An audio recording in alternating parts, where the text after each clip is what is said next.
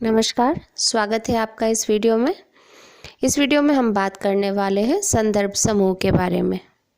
संदर्भ समूह भी सामाजिक समूह का ही एक प्रकार है।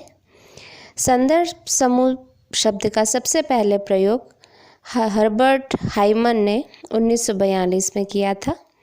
इसका उपयोग उन्होंने स्कूल के बच्चों के एक अध्ययन में किया था। इसमें उन्होंने पाया कि निम्न वर्ग से आने वाले बच्चों का व्यवहार भी उच्च वर्ग से आने वाले बच्चों की तरह हो गया है। ये बच्चे अपने मूल समूह के अनुरूप व्यवहार नहीं करके एक ऐसे समूह के रूप में व्यवहार कर रहे थे जिसके वे स्वयं सदस्य नहीं थे। हाइमन के अनुसार उच्च वर्ग के बच्चों का समूह निम्न वर्ग के बच्चों के लिए संदर्भ समूह का कार्य कर रहा था।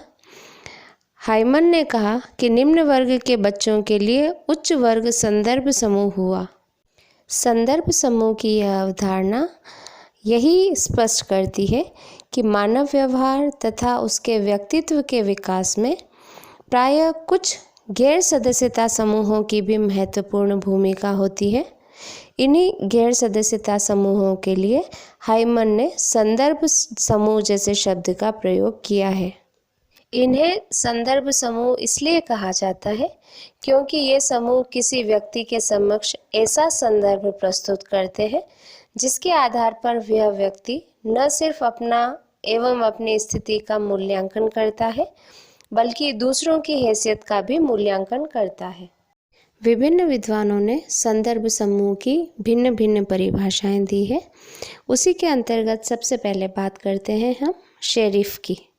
शेरिफ के अनुसार reference groups are those groups to which individual relates himself as a part और to which he aspire to relate himself psychologically. In everyday language, reference groups are those groups with which he identifies himself or aspires to identify himself। यानी कि किसी व्यक्ति का संदर्भ समूह वे समस्त समूह हैं जिसका कि वह अपने आप को हिस्सा मानता है या जिसके साथ वह अपने को मानसिक रूप से जोड़ता है एवं जिन समूहों की सदस्यता की चाह उसमें होती है। इस परिभाषा के अनुसार निम्न आर्थिक वर्ग के लड़के के लिए उच्च आर्थिक वर्ग एक संदर्भ समूह हो सकता है। शेरिफ के अनुसार संदर्भ समूह एक मानसिक स्थिति है जिसमें किसी भी समूह के सदस्य किसी दूसरे समूह से जिसे वे श्रेष्ठ समझते हैं अपना मानसिक संबंध जोड़ते हैं और स्वयं का उस अन्य समूह के परिप्रेक्ष्य में मूल्यांकन करते हैं। शेरिफ ने यह भी कहा है कि ऐसी स्थिति यानी संदर्भ समूह स्थिति अधिकतर औद्योगिक समाजों में उत्पन्न होती है। इन समाजों में अत्यधिक विभाजन के कारण समूहों की संख्या बढ़ जाती है। लोग एक जगह से दूसरी जगह पर अधिक आते जाते हैं। सामाजिक गतिशीलता अधिक होती है। इसलिए कुछ व्यक्तियों को अपने वास्तविक समूह के संबंध में भ्रम होता है। इन परिस्थितियों में लोग दूसरे समूहों को अपने आदर्श के रूप में स्वीकार करते हैं। जॉनसन रेफरेंस ग्रुप को परिभाषित करते हुए कहते हैं, any group may be a reference group for a given person, a group to which he belongs or one to which he does not belong. An interaction group, a status group or a group whose members are aware of their influence or one whose members are not, or a statistical category, an actual group और even an imaginary one. इस परिभाषा से यह स्पष्ट होता है कि संदर्भ समूह किसी व्यक्ति की गैर सदस्यता समूह ही नहीं होता बल्कि व्यक्ति का सदस्यता समूह भी हो सकता है। वह भी उसका संदर्भ समूह हो सकता है। दूसरी बात यह कि कभी कभी वास्तविक समूह के अतिरिक्त कोई काल्पनिक समूह भी संदर्भ हो सकता है। जैसे मार्क्स का वर्गहीन समाज की अवधारणा एक काल्पनिक समाज की अवधारणा है। एक कट्टर मार्क्सवादी के लिए यह वर्गहीन समाज की अवधारणा जीवन का लक्ष्य हो सकता है। संदर्भ समूह की अवधारणा रॉबर्ट मर्डर ने दी है। इसकी व्याख्या करते हुए उन्होंने अपनी पुस्तक social theory and social structure में कहा है कि व्यक्ति पर एक तो प्राथमिक सदस्यता और अंतर समूहों का प्रभाव पड़ता है और दूसरी ओर द्वितीयक असदस्यता और बाह्य समूहों का भी उसके व्यवहारों और प्रवृत्तियों पर प्रभाव पड़ता है। वे समूह जिनके साथ अपनत्व, निकटता और हम की भावना जुड़ी रहती है पहली श्रेणी के अंतर्गत रखे जा सकते हैं और जो समूह दूसरे हैं जिनसे दूरी है वे दूसरी श्रेणी के अंतर्गत आते हैं। पहली श्रेणी के समूह की संख्या कम और दूसरी श्रेणी की अधिक होती है। व्यक्ति अपने आदर्श, मूल्य, विश्वास, विचारधारा और व्यवसाय की खोज में जिन समूहों की ओर आकर्षित होता है उन्हें संदर्भ समूहों की संज्ञा दी जाती है। यह सामान्य सी बात है कि जब कभी कोई व्यक्ति दूसरे व्यक्तियों के समूहों के साथ अंतःक्रिया करता है तो ये क्रियाएं शून्य में नहीं रहती। क्रियाओं को घेरे हुए संपूर्ण सामाजिक पर्यावरण होता है। बिना किसी संदर्भ के न तो क्रियाएं हो सकती है और न ही उन्हें समझा जा सकता है। व्यक्तियों के आसपास जो सामाजिक वातावरण होता है, समूह होते हैं, उनमें व्यक्ति कुछ का सदस्य होता है और कुछ का नहीं।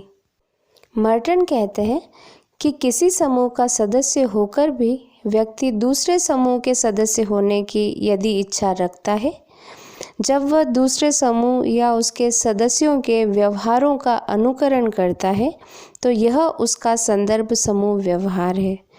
व्यक्ति को ऐसा लगता है कि जिस वर्ग या समूह का वह सदस्य नहीं होता उसमें कुछ ऐसी सुविधाएं दिखाई देती हैं जो उसके समूह में नहीं होती। वह दूसरे समूह के मानक और मूल्यों को अपना लेता है। यह वह स्थिति है जिसमें वह गैर सदस्य समूह के संदर्भ को अपने व्यवहार का आधार बनाता है। मर्टन के अनुसार सामान्यतः संदर्भ समूह सिद्धांत का उद्देश्य मूल्यांकन तथा आलोचना की उन प्रक्रियाओं के निर्धारकों को व्यवस्थित करता है जिनके द्वारा व्यक्ति दूसरे व्यक्तियों या समूहों के मूल्यों या मानदंडों को तुलनात्मक संदर्भ के रूप में स्वीकार या ग्रहण करता है। व्यक्ति अपने आसपास कई समूहों से घिरा रहता है। ये समूह या तो प्राथमिक होते हैं या द्वितीयक। कुछ समूहों का वह सदस्य होता है, कुछ का नहीं। कुछ समूहों को वह अच्छा मानता है और उनके मानदंडों को स्वीकार करता है। कुछ समूहों के मानदंडों की वह निंदा करता है। दिन प्रतिदिन के जीवन में ऐसे कई समूहों से व्यक्ति का आमना सामना होता है। यह आवश्यक नहीं है कि व्यक्ति जिस समूह का सदस्य है वह उसकी सराहना करे या जिसका सदस्य नहीं है उसकी प्रशंसा भी कर सकता है। यह सब समूहों का अपने समूह की तुलना में संदर्भ है। बहुत थोड़े से संदर्भ समूह का अर्थ उन समूहों से है जो व्यक्ति के संदर्भ के बिंदु होते हैं, जिनकी ओर व्यक्ति उन्मुख होता है और उसके मूल्यांकन, प्रवृत्ति तथा व्यवहार को प्रभावित करते हैं। संदर्भ समूह की कुछ मुख्य बातें हैं जिन्हें हमें जान लेना ज़रूरी है। जैसे किसी व्यक्ति के लिए कोई भी समूह, चाहे वह उसकी सदस्यता समूह हो या गैर सदस्यता समूह, संदर्भ समूह बन सकता है। कभी कभी कोई व्यक्ति भी संदर्भ व्यक्ति हो सकता है। किसी समूह या व्यक्ति को संदर्भ समूह या संदर्भ व्यक्ति कहे जाने के लिए सबसे महत्वपूर्ण बात यह है कि वह समूह उस व्यक्ति विशेष के लिए कोई संदर्भ फ्रेम अवश्य प्रदान करे जिसके आधार पर व्यक्ति अपना या दूसरों का मूल्यांकन कर सके। साथ ही एक काल्पनिक समूह भी किसी व्यक्ति का संदर्भ समूह बन सकता है। संदर्भ समूह के प्रभावों के आधार पर उसे सकारात्मक या नकारात्मक संदर्भ समूह कहा जा सकता है। जिस प्रकार एक समूह के विभिन्न सदस्यों का संदर्भ समूह अलग अलग हो सकता है, उसी प्रकार विभिन्न समूहों का संदर्भ समूह कभी कभी एक भी हो सकता है।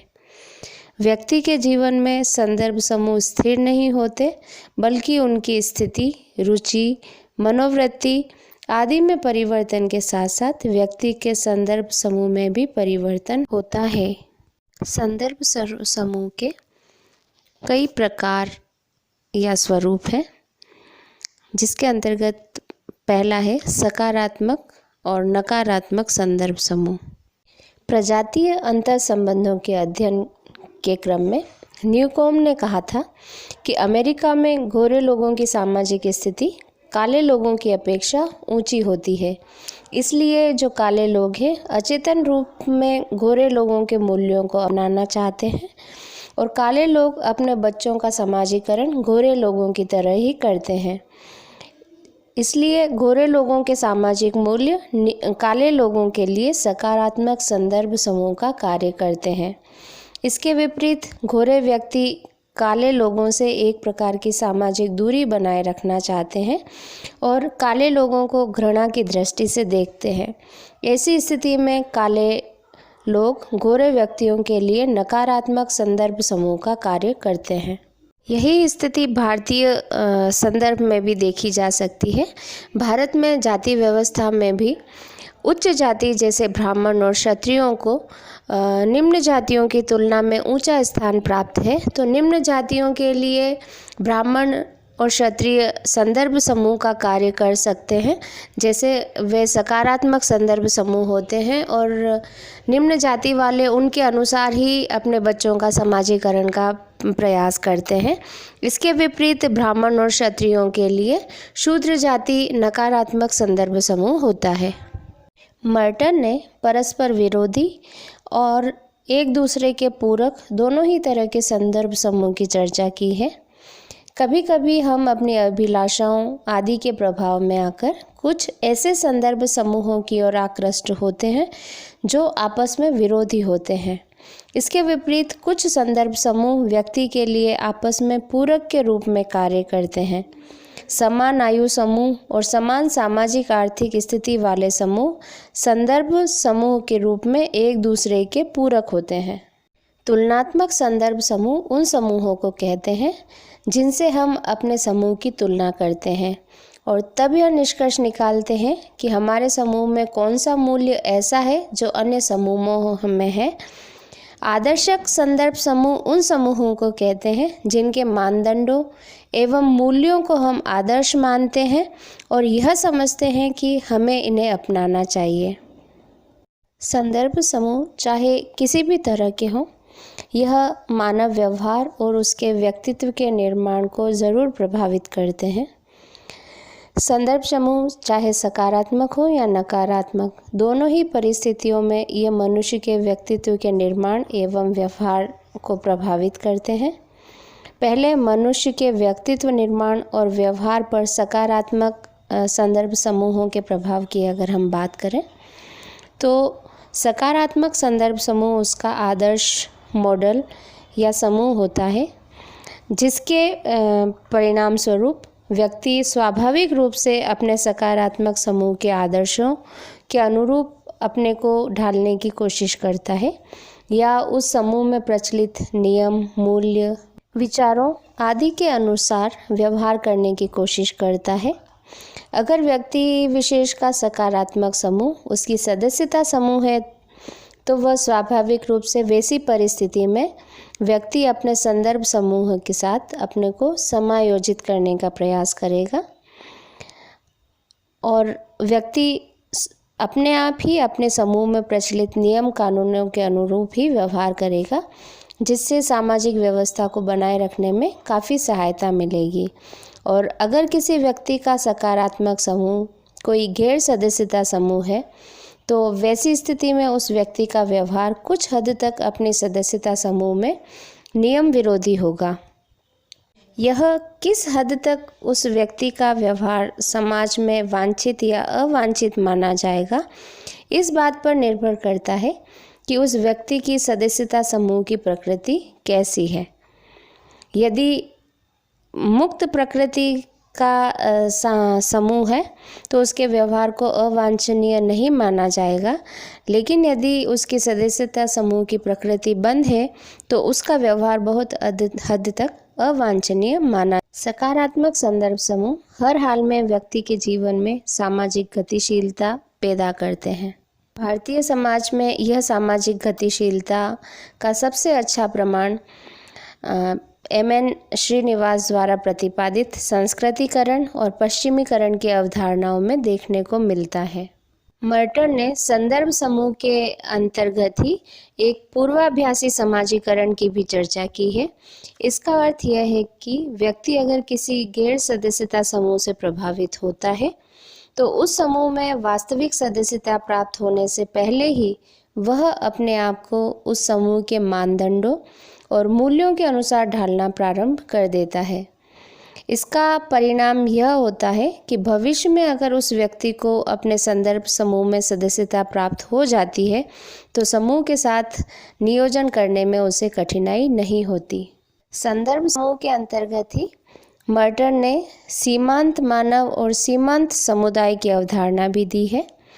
इसके अंतर्गत ऐसा देखने को मिलता है कि व्यक्ति जिस समूह का सदस्य होता है उसके साथ अपने आप को समायोजित नहीं कर पाता और जिस गैर सदस्यता समूह की सदस्यता वह चाहता है वहाँ उसे हीन दृष्टि से देखे जाने के कारण सदस्यता प्राप्त नहीं होती। ऐसी परिस्थिति में वह व्यक्ति दो समूहों की सीमाओं पर खड़ा रहता है, इसलिए उसे सीमांत मानव कहा जाता है। यह स्थिति एक समुदाय के साथ भी हो सकती है जो मुख्य रूप से किसी समाज में अल्पसंख्यक समुदाय होता है। जैसे भारत में यदि देखें तो ईसाइयों का समुदाय इसका बहुत अच्छा उदाहरण है, जो भारत में रहते हुए भी पश्चिमी सभ्यता से काफ़ी प्रभावित है, परंतु जिन्हें पश्चिमी समाज अपने बराबर नहीं मानता है। नकारात्मक संदर्भ समूह का प्रभाव भी मानव व्यवहार और व्यक्तित्व के निर्माण में देखने को मिलता है। व्यक्ति अपने नकारात्मक संदर्भ समूह के विपरीत अपने आप को ढालने की कोशिश करता है और नकारात्मक संदर्भ समूह उसे एवं उसके व्यक्तित्व को प्रभावित करता है। इसके साथ ही मनुष्य का व्यवहार अपने नकारात्मक संदर्भ समूह के सदस्यों के प्रति गलत धारणाओं, भ्रम और अविश्वास की भावना से प्रेरित होता है। इसके परिणाम स्वरूप आए दिन प्रजातीय संघर्ष, सांप्रदायिक दंगे, जाति संघर्ष आदि के रूप में देखने को मिलता है। इस प्रकार यह कहा जा सकता है कि संदर्भ समूह की अवधारणा न सिर्फ मानव व्यवहार और व्यक्तित्व निर्माण की प्रक्रिया के विश्लेषण में सहायक सिद्ध होती है, बल्कि इसके आधार पर सामाजिक अनुरूपता, सामाजिक गतिशीलता, सामाजिक विचलन, सामाजिक संघर्ष, प्रतियोगिता और कुछ हद तक सामाजिक परिवर्तन की भी व्याख्या की जा सकती है।